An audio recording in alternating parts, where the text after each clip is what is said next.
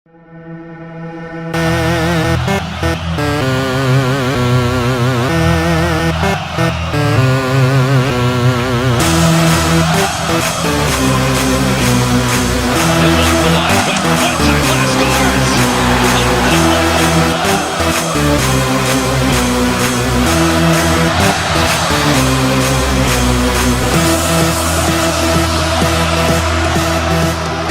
with Anderson. Kotkaniemi in, shoots, big save, rebound, scores!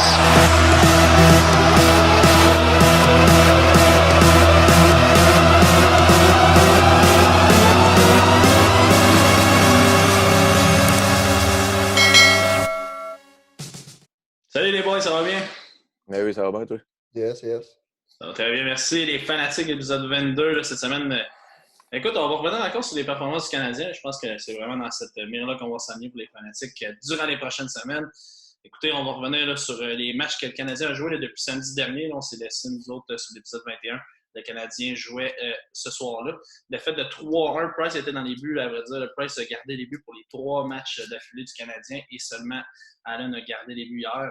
Donc, quand même satisfait de l'utilisation de Carey Price. En récapitulant un peu la défaite de 3-1 samedi, Petrie a marqué pour le Canadien. Après ça, lundi, grosse victoire là, pour les Canadiens contre les Jets. Une équipe assez forte, là, on le sait, là, deux trios incroyables là, en offensive. Toffoli, 2 buts, Anderson, KK, les marqueurs. Mercredi, on a perdu en prolongation 4-3. Price n'a pas été chanceux, là, vraiment là, trébuché, je pourrais dire, sur la glace. Et on a perdu un point qui était important là, parce qu'on le sait, là, cette semaine, les Flames sont sortis en feu.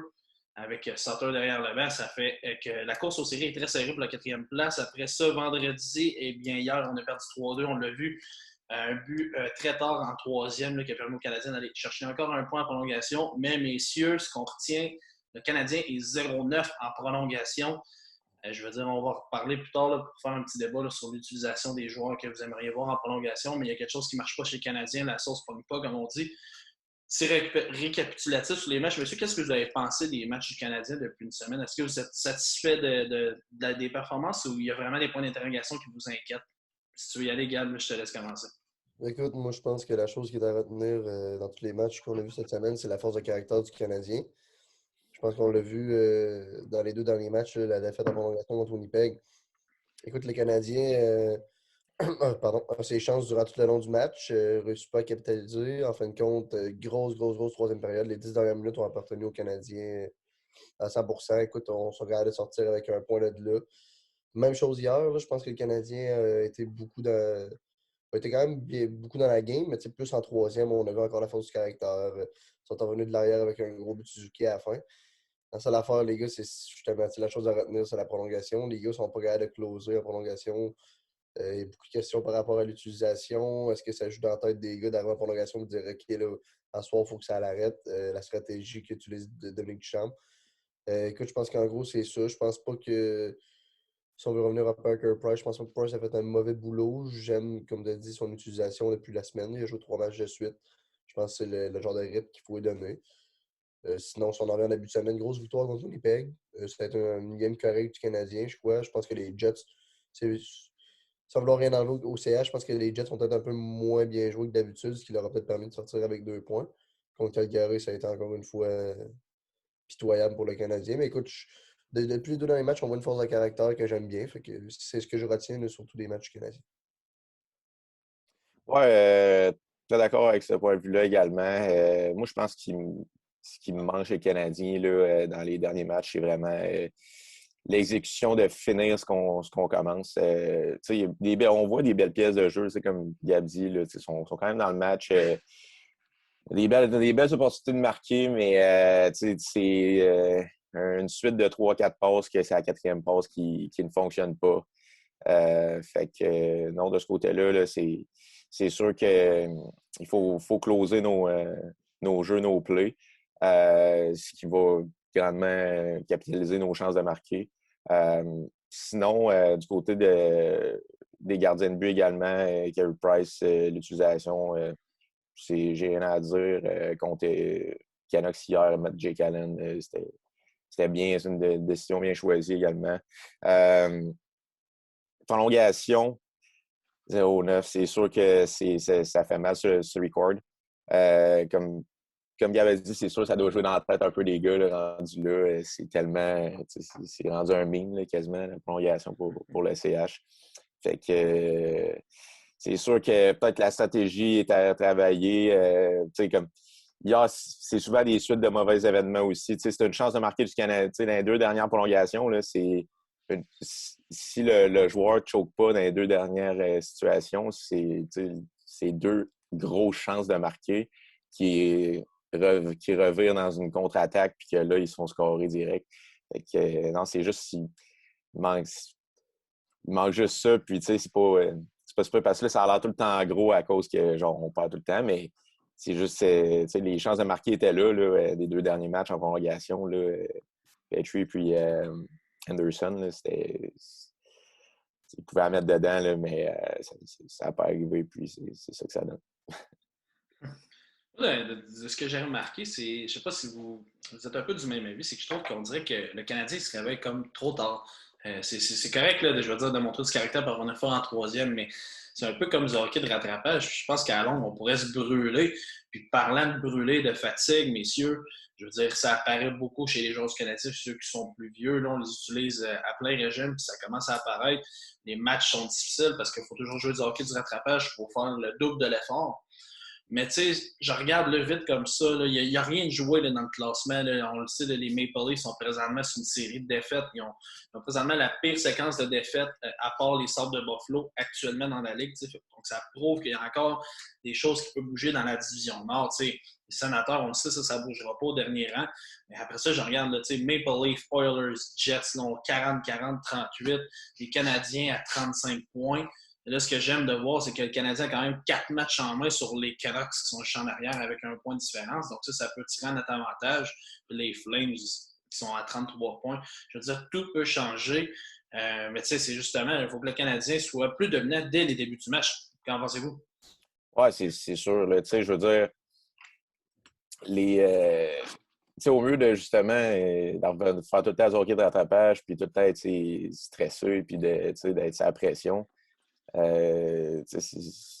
C'est bien plus facile de te donner un coussin de 2 buts en début, puis donner un effort plus en début de match, puis après ça, en troisième, sans relâcher, ben, même s'il reste un peu moins de jeu, ben, c'est pas grave. Au moins, psychologiquement, toi, t'es moins stressé. C'est l'autre équipe qui a la pression. Là, fait que, mais tu sais, je veux dire, je pense pas qu'ils font exprès non plus de faire ça. Fait que, des fois, ça arrive des séquences comme ça. Au début de l'année, les Canadiens étaient tout le temps. C'était le contraire, c'était tout le temps les autres équipes qui étaient sur le hockey d'attrapage. Puis là, maintenant, c'est autour du Canadien d'être dans cette optique-là de match. Comme je t'ai dit, c'est juste que les exécutions ne capitalisent pas. On ne voit pas des mauvaises pièces de jeu, c'est juste que ça close pas les opportunités de marquer, puis c'est tout, puis ça donne ça comme résultat. Fait que, non, c'est ça, mais au moins la bonne nouvelle, c'est que même si l'exécution ne marche pas à 100% puis close pas, ben qu'ils sont capables d'aller chercher un point pareil. T'sais. Moi, je pense que la grosse affaire qu'on a remarqué chez les Canadiens, là, rapidement, si on regarde le match de lundi, Jordan, les Canadiens gagnent 2-0, je ne me trompe pas. Après ça, 2-1, 3-1, 3-2. Rendu à 3-2, tu vois que les gars sont shaky un peu. Hein. C'est plus c'est plus genre OK, on attaque. C'est beaucoup conservatif, je trouve. Fait que les Canadiens ont beaucoup de chances de se brûler quand ils mènent, soit par un but ou c'est égalité contre des gros clubs comme Winnipeg ou Toronto. Puis, tu sais, on regarde là, des games contre. L'autre soir contre Winnipeg, ça a été le sentiment d'urgence en troisième période. On remonte 3-1 pour regarder close en prolongation. Même chose hier. Fait que c'est comme un peu, il n'y a pas juste le milieu. Hein. Tu sais, que le Canadien a une avance d'un but ou que c'est égalité, c'est beaucoup shaky, je peux me permettre l'expression. Tu sais, les gars sont conservatifs, puis ils l'ont dit. Même dit, c'est de vouloir enlever du momentum à l'adversaire en étant dans la zone adverse. Mais tu sais, je veux dire, tu sais, comme moi, mettons, quand le monde qui joue la game, on le sait, là, tu peux bien laisser l'adversaire tourner en rond pendant 3 minutes, mais s'il n'y a aucune chance de marquer, ça ne sert absolument à rien. C'est même plus cette équipe-là qui parle du tempo ou qui parle de l'énergie tant qu'à moi que juste toi qui essaie de défendre un gars qui vire en rond. Fait que, tu sais, j'aimerais ça voir un peu plus de Anne du Canadien s'ils prennent l'avance. J'ai écouté Dominique Ducharme hier soir à sa conférence de presse. Puis il a dit, tu sais, ils n'ont pas joué une grande première période, ont manqué beaucoup de couverture, pardon. Fait que, tu sais, je pense que le Canadien arrive un peu en retard, mais tu sais, on le sait, hein, le Canadien a toujours été une équipe de première période, coup-ci, coup-ça, deuxième période, c'est tout le temps la pire. Puis troisième, habituellement, c'est un sentiment d'urgence. Fait que je pense que c'est ça qu'il faut retenir du Canadien. Ça m'amène à penser, messieurs, à force de regarder l'image canadienne depuis l'arrivée de Dominique Ducharme, euh, est-ce que vous trouvez que le Canadien est peut-être trop prévisible? Pas juste en prolongation, mais en général, on dirait que on tente tout le temps juste les mêmes choses, que je trouve qu'il n'y a pas nécessairement de variété. Il manque de créativité. Vous ne trouvez pas, ou c'est peut-être juste moi, là, mais il me semble, tu sais, les Ben, entrées de zone et les installations en zone offensive, c'est du même au pareil. parce que, premièrement, pour avoir un système développé, si je peux me permettre, vraiment, il faut que tu aies des joueurs pour le jouer, ces systèmes-là. Puis chez le Canadien, je pense pas nécessairement qu'on a l'alignement. On a un alignement égal. Je veux dire, côté. On n'a pas une grosse première ligne, puis après ça, les autres lignes, c'est trash. Mais on n'a pas une ligne de joueurs établis, de talent, que tu peux rentrer dans des gros systèmes, puis que là, le système, c'est une chose, mais à un moment donné, c'est la puck rebound, puis c'est de la création. Là. C'est comme Gab disait l'autre fois, le système, c'est quoi, 20% de la game, 30% de la game, ça, c'est quand que tout le monde est aligné à la bonne place, puis au bon moment, puis que là, tu peux faire le système. Mais sinon, c'est le talent puis le travail qui sort gagnant là, du match. Là. Fait que, je veux dire, moi, je pense qu'il faudrait plus mettre l'accent il faut mettre beaucoup plus l'accent sur le travail, puis, gagner ses batteurs le long des bandes, puis essayer de jouer des différents systèmes. Puis aussi, avec l'arrivée du Charme, là, c'est un nouveau coach. Je l'ai dit dans un autre podcast, là, mais un système, là, ça prend pas 2-3 semaines là, à s'établir. Là. Fait que non, je papie déjà que les joueurs étaient déjà psychologiquement dans un down quand que Charme est arrivé, etc. Fait que je pense pas que c'est le temps de rentrer des systèmes à pu finir, là, puis essayer de diversifier dans ce cas-là. Moi, je pense qu'il faut plus mettre l'accent sur l'effort de l'équipe au complet, puis que tous les joueurs poussent dans la même direction. Puis je pense que c'est comme ça. Puis c'est comme ça que les gars gagnaient leur match en début d'année. C'est comme ça que la séquence s'est faite. C'est que les gars voulaient arracher les bandes. Puis là, les gars veulent moins arracher les bandes, puis c'est ça que ça donne.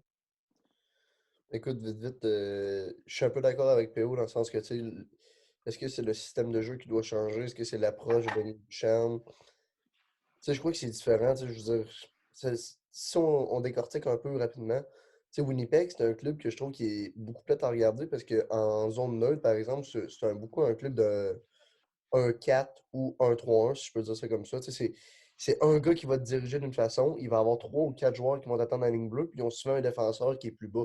Fait que ça te force vraiment, ils vont te forcer d'un côté ou de l'autre à domper le pas. Eux autres, après ça, ils vont aller s'assurer avec la ligue qui va aller chercher l'over, ainsi de suite, là, si tu veux pas faire un dessin. Là. Mais en gros, je trouve que c'est une équipe, c'est des clubs de même, ça dépend vraiment du système. On sait que Vancouver, c'est beaucoup plus ouvert. Mais le problème avec les Canadiens, c'est qu'on Vancouver, on dirait qu'ils arrivent, ils font comme oh, OK, je peux sortir mes mains du dimanche. Mais tu sais, je veux dire, veux pas, ils ont quand même 2 lignes assez respectables de l'autre côté. Que si tu fais des turnovers, ça va te brûler assez rapidement. Là. On l'a vu hier, le premier but d'Adam Godette, ça les a brûlés assez rapidement avec un manque de couverture. Le Weber qui était trop agressif en allant chercher la bleue. Mais en tout cas, je pense que c'est juste des petites choses en même. Ça dépend vraiment contre qui tu joues. Je pense que tu joues des gars contre Winnipeg, des gars contre Toronto, il faut que tu te permettes de peut-être plus domper le puck pour faire des erreurs à ligne rouge ou à ligne bleue, parce que là, c'est là que tu vas vraiment te brûler.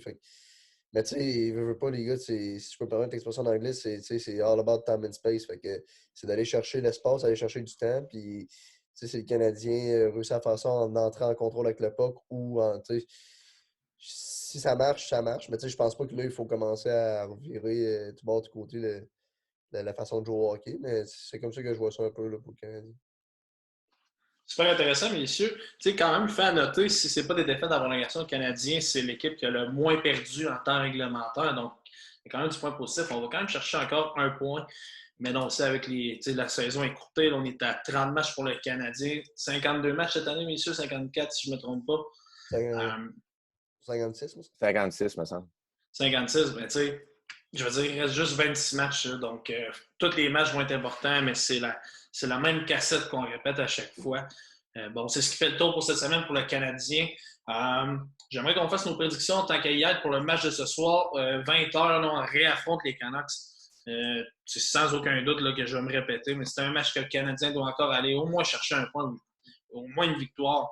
Carey Price sera dans les filets, là, très assurément. Écoutez, me dire, moi, je m'attends à une bonne performance du Canadien. Je ne veux pas nécessairement comme un blowout. Je veux quand même qu'on essaie de répondre à de l'adversité, parce qu'on a un peu de misère parfois. Donc, je vais y aller avec une victoire, moi, de 3-2 pour le Canadien ce soir en temps réglementaire. Si tu veux y aller, PO, je vais entendre ta prédiction pour ce soir. Tout va dépendre de Demko, je pense. Moi, je pense que le Canadien va sortir extrêmement fort de ce soir. Je pense que hier, justement, dans les 2 derniers matchs, là, on voit qu'ils jouent avec du caractère, puis ils sont réveillés. Je pense qu'hier, surtout les gars comme Anderson, Anderson qui casse son bâton après le but on prolongation. Là, on voyait du mécontentement pas mal là, chez le bas du CH. Je pense que les gars vont vouloir arracher les bandes ce soir. Moi, je pense que si Demko ne vole pas le match, si c'est où? Ça devrait être Oldby, moi, je pense. C'est Oldby. OK, bon, ben, si c'est Oldby, bon, ben, déjà là, ça facilite la tâche, là, mais moi, j'y avais pas pensé que c'était Demko, en fait. Non, c'est sûr que si c'est Oldby, là, en plus, moi, je m'attends à un 5-2 Canadien. Moi, je vais avec un 4-1 Montréal. Écoute, si la tendance se suit, George, je crois que le Canadien devra faire une bonne performance. Souviens-toi, au très début de la saison, le Canadien avait perdu 6-5 en tir de barrage. On est revenu avec 2 gros matchs contre les Canucks. Dernière fois qu'ils sont venus au centre. Non, excusez, c'est. Dernière fois qu'on les a affrontés, ils nous ont comeback à 30 secondes de la fin pour gagner en tir de barrage. L'autre game d'après, on gagne 5-1. Merci, bonsoir. Fait que si la tendance se poursuit, le Canadien n'a pas le choix de sortir un gros match ce soir. On parle souvent des médias, c'est trop de pression de temps, mais là, je crois que dans ma tête, je suis là. Le Canadien doit absolument sortir un gros match, sinon, je ne sais pas si. On a changé d'entraîneur, Price commence à mieux gauler. Je veux dire, s'il n'y a pas d'étincelle, je ne sais pas quoi faire avec ce groupe de joueurs-là. Fait que, sincèrement, ça prend un gros match canadien. Je m'attends à un gros match. Comme je t'ai dit, moi, j'ai dit 4-1. Je pense qu'aussi, PO a parlé de Bernobi. Je pense que ça va être aussi quelque chose d'assez intéressant. Je pense que Demko jouait un peu sur la tête dernièrement. Là, sans rien y enlever, c'est un excellent jeune gardien. Mais je pense que ça va peut-être améliorer les chances du Canadien. Mais sincèrement, encore une fois, je m'attends à un gros match. Gros match du trio de. Je ne sais pas s'il est encore intact, mais Suzuki, Anderson, Drouin. En tout cas, j'ai hâte de voir s'il va y avoir des changements là-dedans. Toffoli encore, je pense, là, contre Vancouver, qui va continuer sa magie. C'est ça. Moi, je dirais 4-1 Montréal. Tu en as parlé, ça me fait penser les trios hier là, qu'on a commencé là, avec Kotkaniemi, Anderson, Drouin. Après ça, Suzuki se trouvait sur la 3e avec Toffoli et Armia. Puis on l'a vu à la 3e période pour justement jouer du hockey de rattrapage. On a décidé de rechanger les trios puis de ramener Suzuki avec Anderson. Messieurs, ça m'amène là, vite rapidement. Là, c'est le dernier match du Canadien contre les Canucks là, ce soir. Je pense que c'est un match qui est très important. Après ça, là, la semaine prochaine, là, on affronte 2 fois les Oilers et on affronte les Sénateurs vers la fin de la semaine. C'est des matchs qui sont à la portée du Canadien, puis je pense qu'on ne peut pas se permettre là, de perdre. Je veux dire, oui, les Oilers avec McDavid et Draisaitl sont dangereux, mais si on a un Price qui est sensationnel comme il est depuis avec les débuts de Burke, le nouvel entraîneur-chef des gardiens. Écoutez, moi, je m'attends à quand même une bonne semaine du Canadien. Là, réalistiquement, messieurs, juste comme ça, rapidement, est-ce que vous pensez que le Canadien pourra quand même sortir avec, sans compter le match de ce soir, là, mettons, à partir de la semaine prochaine, un 3 victoires, ou ça va être 2 victoires, 1 défaite, ou on est quand même peureux, on y va avec 1 victoire puis 2 défaites en prolongation? Moi, personnellement, le gros point d'interrogation, c'est la vitesse des défenseurs là, contre les Oilers. Weber, s'il y a des match-ups, des mismatchs Weber avec McDavid, Draisaitl, là, ça va. Ça sera pas chic. Le mismatch va être trop gros. Là. Non, c'est ça. Là, ça va vraiment. Je veux dire, oui, Price. Price, là, pour vrai, il il peut goaler une méchante belle game, cette game-là, puis ils vont quand même perdre s'il y a trop de mismatch comme ça, puis des opportunités trop sur un plateau en or là, qui arrivent là, pour juste être des McDavid contre des joueurs comme ça, Weber, qui sont des excellents vétérans, mais moins mobiles, qui vont se faire passer comme si rien n'était, puis ça va être l'enfer. Fait que, va dépendre comment je pense que les Canadiens se préparent à la vitesse de ces joueurs-là. Mais pour vrai, c'est gros point d'interrogation dans le record là, de ces matchs-là. Moi, je vais dire un match qui se termine en prolongation, puis sinon une victoire, une défaite, mettons.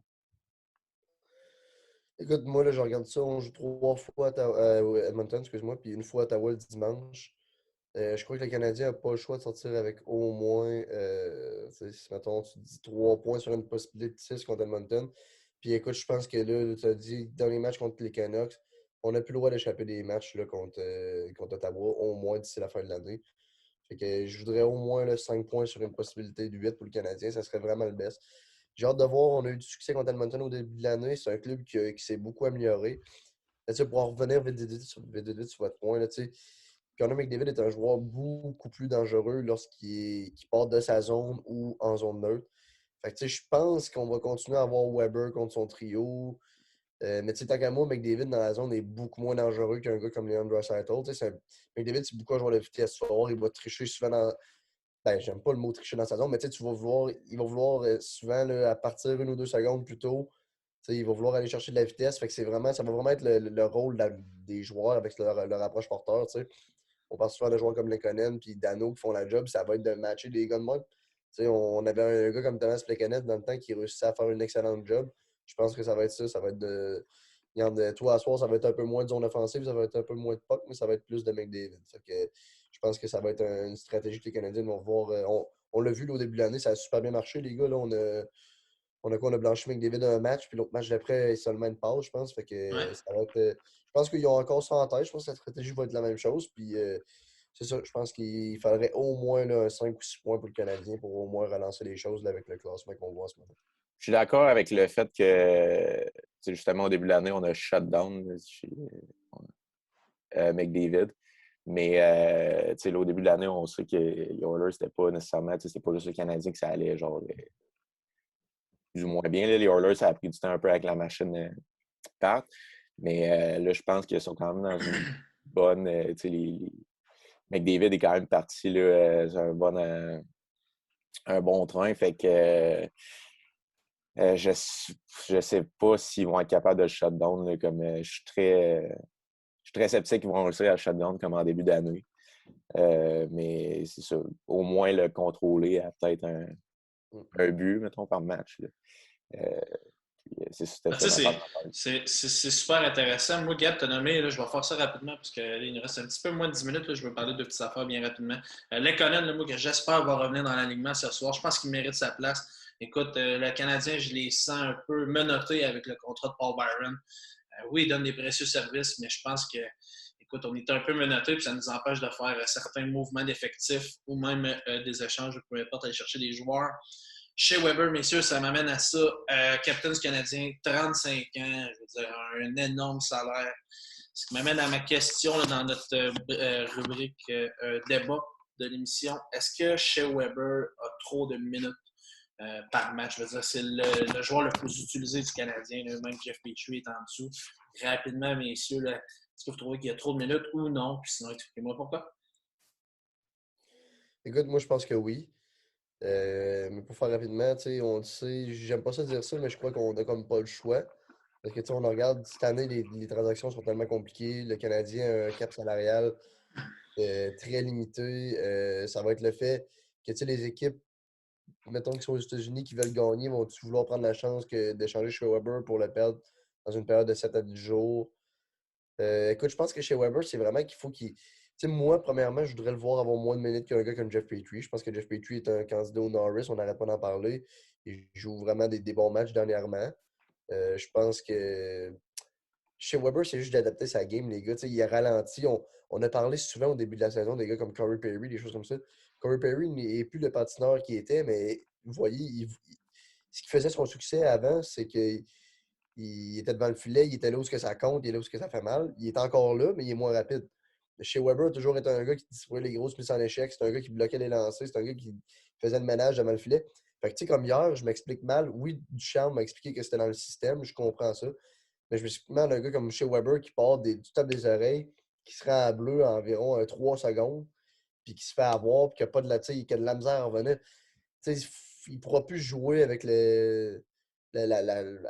en prenant des chances. Je peux m'expliquer, là, pincher sur le bord des bandes avec ses sketchs, ça ne pourra plus arriver pour chez Weber parce qu'il va se mettre plus dans la baraque d'autres choses. Fait que, mais écoute, pour ma réponse, là, c'est que je pense qu'en ce moment, on n'a pas le choix, que ce soit au moins le deuxième défenseur le plus utilisé, mais j'aimerais bien voir Jeff Petrie ramasser un peu plus de minutes que je sais, ça c'est sûr et certain. Ouais, de mon côté, même chose. Petrie joue une excellente saison. Puis Weber, là, c'est sûr qu'il faut qu'il. Comme Gab l'a dit, je pense que c'est vraiment qu'il faut que Perry a adapté sa game, qu'on le voit. Perry, là, je veux dire, il n'est pas vraiment rapide, mais il est tellement. Il laisse son corps, il prend son temps.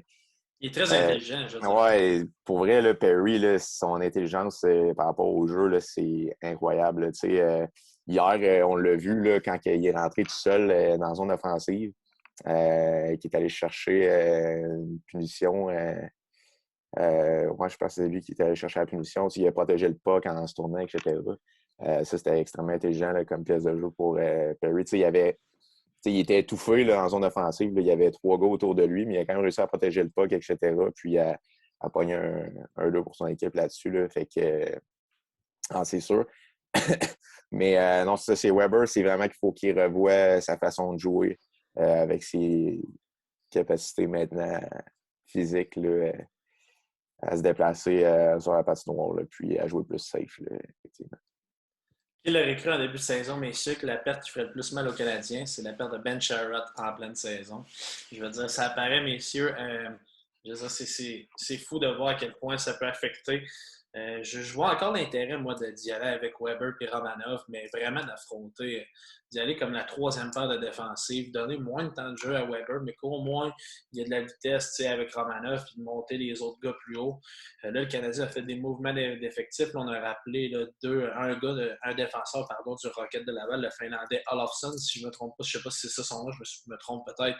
Écoutez, j'ai hâte de voir ce qui va se passer parce que Xavier Ouellet, là, c'est très difficile cette saison là, pour lui. Écoutez, c'est pas possible. Gab, tu voulais-tu rajouter quelque chose là-dessus? Xavier Ouellet, écoute, j'ai rien à dire. Là. Au moment où tu es dans ta zone défensive, tu rentres dans Carey Price sans t'en rendre compte, là, c'est le moment que tu sais que faut que tu descendes à la balle. By the way, est-ce qu'il y a quelqu'un qui a trouvé Kyle Fleury? Moi, j'ai rien trouvé. Là, non, plus, je l'ai pas trouvé. Écoute, non, je l'ai pas trouvé, mais je ne comprends pas. D'après moi, je sais pas s'il est blessé ou peu importe. Écoutez, c'est un mystère qu'on va peut-être résoudre un jour. On espérait que Chantal te réponde. Écoute, Chantal, si tu écoutes, s'il te plaît, réponds-moi. Je t'ai écrit un message sur Facebook. Je cherche Quel Fleury. C'est pas vraiment ton numéro. Je cherche Quel Fleury. Inquiétez-vous pas. Mais j'apprécie ton travail si t'écoutes. En tout cas, ça n'arrivera jamais, mais on ne sait jamais. Messieurs, je veux dire, j'aurais aimé ça parler d'une autre chose, là, mais je vais en parler. Là, je vais juste le dire, puis on se garde ça pour la semaine prochaine. L'intérêt d'envoyer ses meilleurs joueurs à 3 contre 3. On sait que les Canadiens est 0-9 en prolongation. Moi, d'envoyer Tano et Byron. Écoutez, je comprends que c'est stratégique, mais moi, dans ma tête, ça ne marche pas. Il faut que tu mettes tes gros pions. Messieurs, c'est déjà la fin. Merci infiniment là, encore d'être là cette semaine. Je veux dire, j'apprécie énormément Gab PO. Puis on se retrouve là, rapidement sur les fanatiques. Merci tout le monde. À la semaine prochaine. Salut. Bye.